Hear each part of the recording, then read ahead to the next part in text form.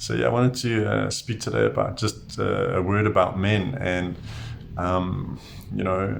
so many of my clients are concerned that men are players, or they're narcissistic, or they have these other tendencies of manipulating and controlling and things. And a lot of the guys that I work with actually ultimately are afraid to share their hearts because they're afraid of hurting women.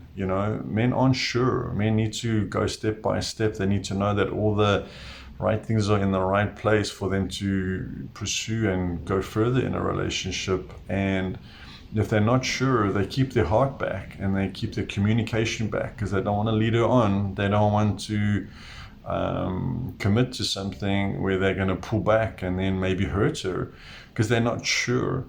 So I'm generalizing a lot, and I know that there are men out there that have serious a-hole tendencies to really control, manipulate, and hurt, and actually abuse women.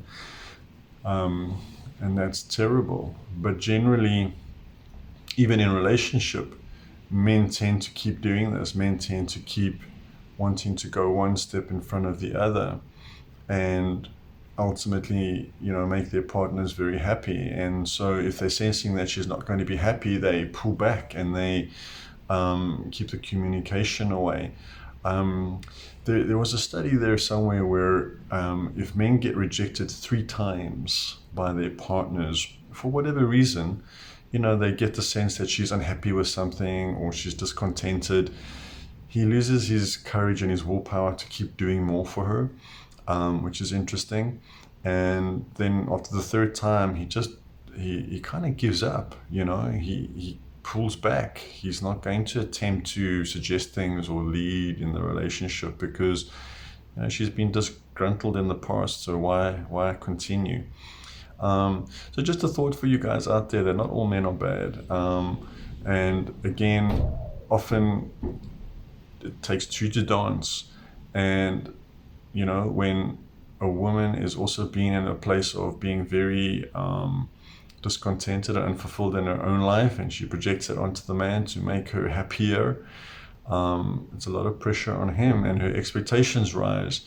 And the more her expectations rise, this is also what can then lead to her labeling her partner as being useless or selfish or whatever it may be. So it's about finding the balance there, and it's about understanding that it does take 2 to tango. And it's an interesting thought. Leave some questions behind on the commentaries here, and if there's any way I can help anybody, have a look below for coaching options, and looking forward to the next video. Ciao.